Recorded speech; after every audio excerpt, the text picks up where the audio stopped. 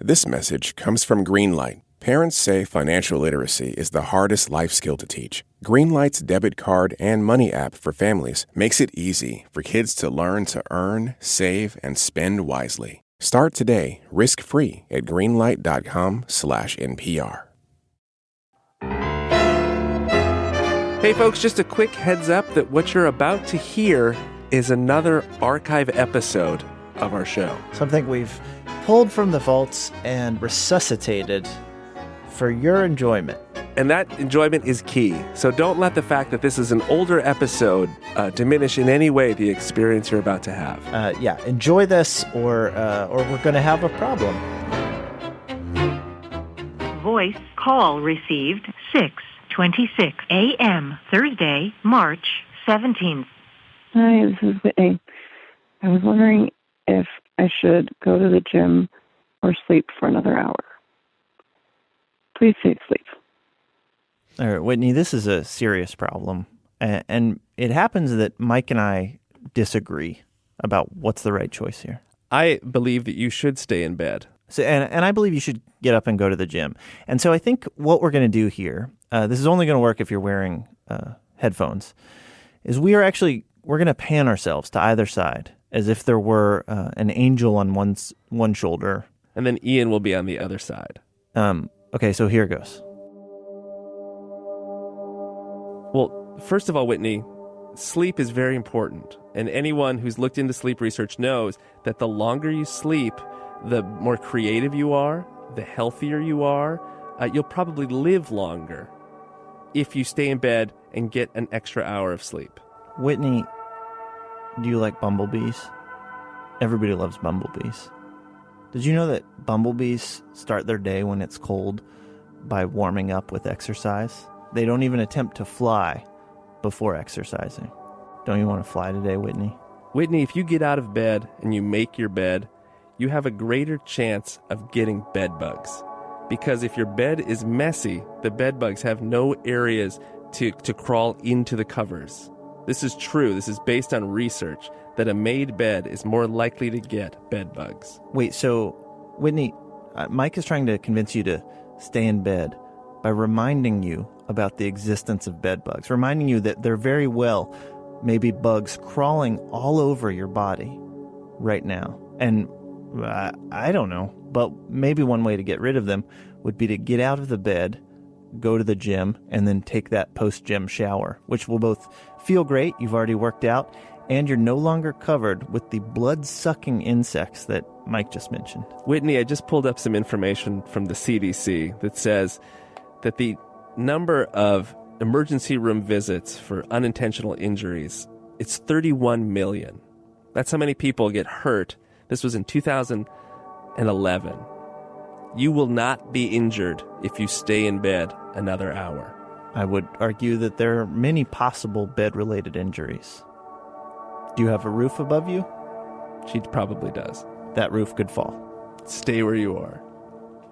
Think how cold it is outside right now, Whitney. Whitney, did you know that in Brazil, there's a prison where the prisoners ride exercise bikes, and that powers the lights, the street lights in the next town over. And if they agree to do this, they can reduce their prison sentence. So I think you should go to the gym to celebrate the fact you have a choice to go to the gym, just as an assertion of your personal freedom. I think if you stay in bed, Whitney, you will be able to luxuriate in that freedom and not have to experience the hardship that they inflict on prisoners riding a stationary bike or doing really anything that people do at the gym. I will concede, if the lights in your apartment are powered by prisoners down the road, you are giving them a break by staying in bed because you don't have to turn the lights on. Yeah. Whitney, I think maybe the best way to convince you to get out of bed is to remind you that in 1983, Arnold Schwarzenegger released an album of exercise songs, which could very well be playing when you get to the gym. And it's not his own music. What he did was he took other people's songs and just counted off workout moves on top of it. I'm going to play a little bit right now as a preview for what might await you if you were to get out of bed. 6, 7, and concentrate on your chest. 10, 11, 12, 13, 14, and keep going. 16, 17, 18, keep pressing. Up, down, up, down, up, down, up, down. 5 more. Up, down, up, down, up, down, up, down. And one big one. Yes. One time when I lived in Philadelphia, I went for a run. And I finished up my run, and I was walking, 100 yards to my car. And there was a rainbow. I could see this rainbow. And coming the other direction with her back to this rainbow was this, maybe 85-year-old woman. And I stopped her. And I said, "Look, there's a rainbow." And she turned around and she said, "I've never seen one before." Wow. But I always think about that as why do you go, if nothing else, going to the gym right now or going for a run, you're going to run into people and weird things happen. Weird and great things happen when you run into people. So, Whitney, if you want to meet a strange old lady that you have absolutely nothing in common with, at least rainbow-wise, get out of bed. Otherwise, it's so warm in bed. It's just so cozy right now. Don't ruin that. Stay where you are. Bed is nice. All right, I'm over here now.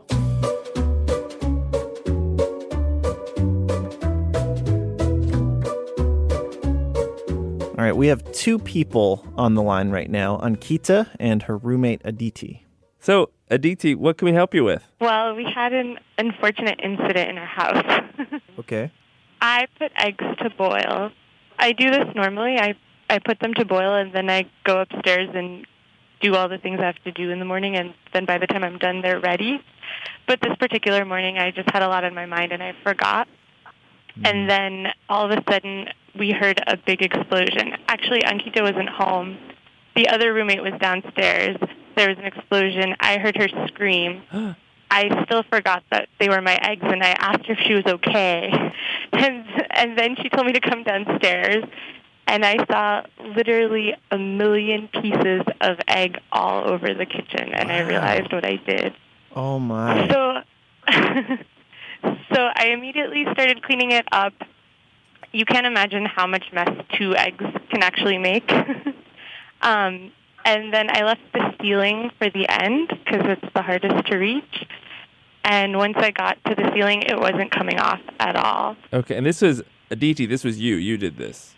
Yeah, it was me. I did it. Okay, and Ankita, what happened? When did you discover what had happened? Well, I got home pretty late, and then I walked into the kitchen, and it looked like a Smurf had been, murdered on the ceiling. Wait, what? Because the Brillo pads left, the blue marks. So there are 3 roommates in this house? Currently, there's 4. Okay, 4 roommates. I have to ask, since this incident, how many times have the 4 of you talked about the egg-splosion? How many times has the word explosion been said? It's been used a lot. So, Ankita and Aditi, we want to help you, and we think that your ceiling is great. But I think we all have to acknowledge it is not the greatest ceiling in the world. So to help you guys out, we're going to bring in someone very qualified, someone who does know the greatest ceiling in the world. Could you just introduce yourself and what you do for us?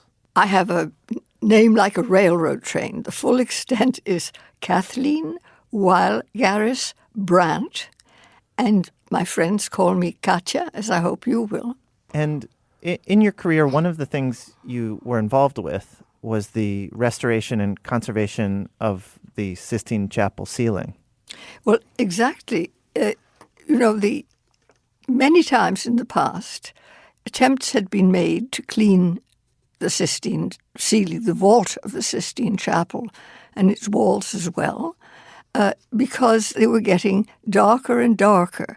And the reason was people come to it and they bring from the outdoors with them dust and every possible particulate matter that you could imagine, all body fluids and acids and everything. And because the chapel is so high, it also means that convection currents are set up so that everything that is in the air is carried up and attaches to the ceiling. And after a while, you just really couldn't see anything at all. And you were part of this team that was restoring and conserving it in the project starting in 1980. That's right. So were you up on the scaffolding, actually sort of in touch with the ceiling? Those are exactly the right words. I was up on the scaffolding all the time, and I'm not a tall person, but standing on the scaffolding at the top of the vault, I extend my arm, I can put my hand against the fresco, and it's like the skin of a beautiful animal. It's not smooth, it's bumpy, it's warm, it's dry. The figures are much bigger than we are ourselves. Well, I'm curious what surprises you found up there, things you didn't expect from that vantage point. We saw where the older and cracked open chapel had been stuffed with plaster and with straw and bunches of playing cards and the sort of old lunch of the mason who was repairing a vault. You're saying there were playing cards and someone's old lunch stuck in the ceiling of the That's Sistine right. Chapel. And a dish of beans, every kind of thing, tools that had been lost and stuck in the plaster, just as filler because part of the vaults were simply destroyed and need to be strengthened. Well, Katja, speaking of imperfect ceilings, we're hoping you can help us with another ceiling that we've heard about. And what would that be? It belongs to these two women. It's a ceiling that has exploded egg all over it. How did that happen? Well, one of the women, Aditi, put some eggs in a pot to boil, and she forgot about it. The water evaporated, and then the eggs exploded. Ladies, I have bad news. Not only is it going to smell, but it's going to smell a lot because molds and bacteria will delightedly feed upon it. Would one solution, Katja, be then to maybe paint a beautiful fresco on top of the exploded egg and just cover it up that way, kind of like what Michelangelo did?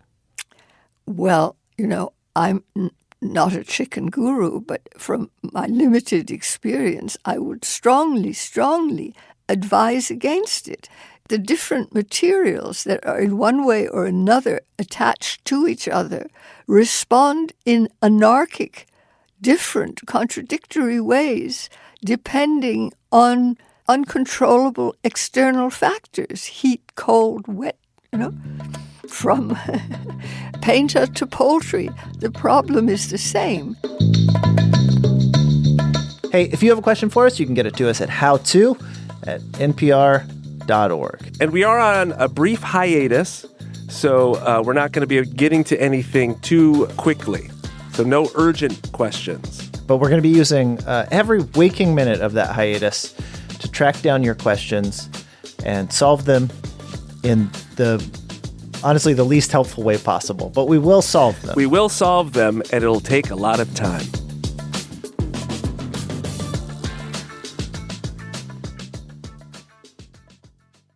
This message comes from Wise, the app for using money around the globe. When you manage your money with Wise, you'll always get the mid-market exchange rate with no hidden fees. Join millions of customers and visit wise.com. T's and C's apply.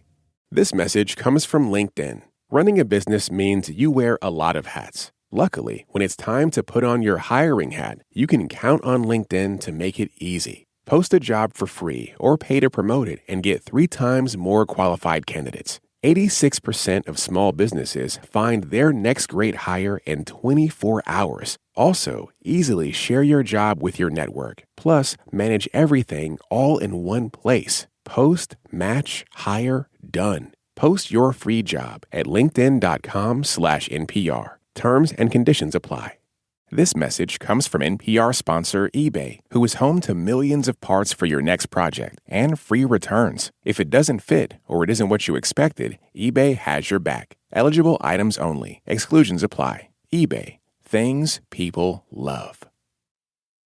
Bennett has called in with a question. He's online with us now, and we understand he should be in class right now, but he's not. Hey, Bennett. So what grade are you in? I'm in 6th grade. Okay. Oh, what class are you guys in right now? We're just talking about Oedipus Rex. Oh. And you're missing that to talk to us. Yeah. All right, well, we won't tell you how it ends. All right. Well, what can we help you with? So I got this stuffed animal eagle. Okay. And it's a bald eagle. And I was wondering if I had Peter Sagal's permission to name it Peter Sagal. Any particular reason why you want to name it after Peter? Because he's bald and he's also really awesome, and it's a bald eagle. So, did the name come to you instantly when you got this stuffed animal bald eagle? It took a few minutes. Were there any other names that you were considering? I was thinking of something like Freedom or Justice or something. Okay. Freedom or Justice or Peter Sagal. Yeah. Okay, so now can you give us a few minutes? Yeah. Okay, we're going to try and figure this out. We're going to call you back fairly soon. Okay. Hey there, Bennett. Are you back? Yeah. All right. Thanks. Did you read any Oedipus Rex while we were gone? No. Okay. Okay, we still won't reveal the end. Okay. All right, so you had a question for us. We're just going to let you ask Peter your question yourself. Is that going to work?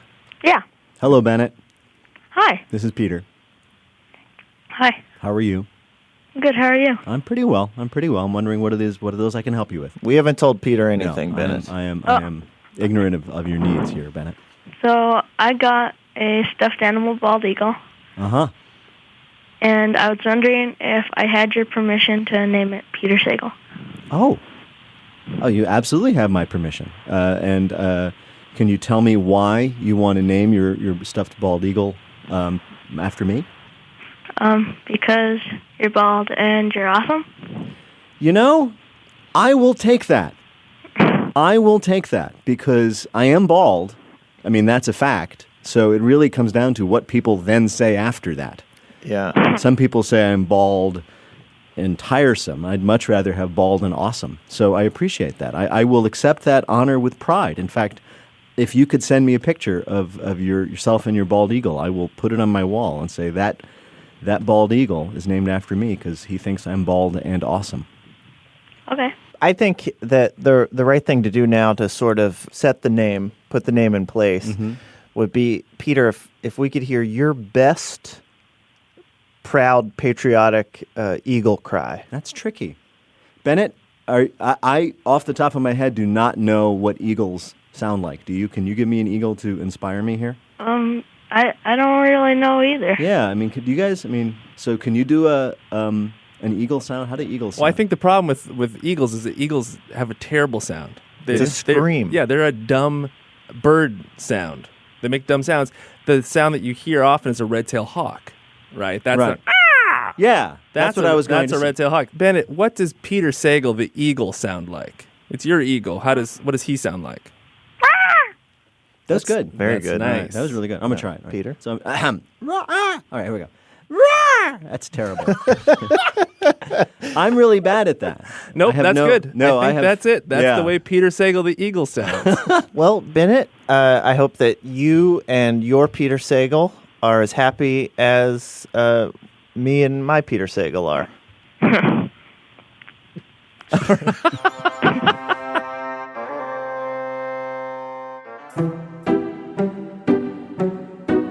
Well, that does it for this week's show. What'd you learn, Ian? Well, I learned that for hundreds of years, there was someone's lunch in the ceiling of the Sistine Chapel. Do you think that's what God was reaching for? It had nothing to do with creating Adam. Yeah. Sorry. Nope, not you. It's my beans. Those are God's beans. Not yours, Adam. I will say also that the Sistine Chapel, the ceiling fresco, darkened over time. Yeah. And we learned that darkness was actually us. It was centuries of people walking through there, the dust that we brought in, but also the oil from our bodies. Yeah. And so I find it kind of amazing that you would have walked in and you wouldn't have just seen, a somewhat dimmed creation of Adam, but you would have seen something of every person that had walked in there before you. Every offspring of Adam. Yeah. How to Do Everything is produced by Nadia Wilson with technical direction from Lorna White. Our intern this week is Rusty. Rusty is in charge of making sure that all of our coins are collected and counted correctly. I'm sorry for all that alliteration. Great work, Rusty. Get us your questions at howto@npr.org. And you can visit our website, howtodoeverything.org. I'm Ian. And I'm Mike. Thanks. Support for NPR and the following message come from HomeServe. It never happens at a good time. The pipe bursts at midnight. The heater quits on the coldest night. Good thing HomeServe's hotline is available 24/7. Call to schedule a repair and a local pro will be on their way. Trusted by millions. For plans starting at $4.99 a month, go to homeserve.com. Not available everywhere. Most plans range between $4.99 to $11.99 a month your first year. Terms apply on covered repairs. This message comes from Schwab. At Schwab, how you invest is your choice, not theirs. That's why when it comes to managing your wealth, Schwab gives you more choices. You can invest and trade on your own. Plus, get advice and more comprehensive wealth solutions to help meet your unique needs. With award-winning service, low costs, and transparent advice, you can manage your wealth your way at Schwab. Visit schwab.com to learn more. This message comes from Kachava. Indulge in holiday cravings with the nutrition you need from Kachava's all-in-one whole body shake. It packs 25 grams of protein, 6 grams of fiber, greens, and more. High-quality ingredients with no fillers or nonsense. Try the newest flavor, limited edition chocolate mint. Go to Kachava.com and use code NPR for 15% off. That's Kachava, KACHAVA.com, code NPR.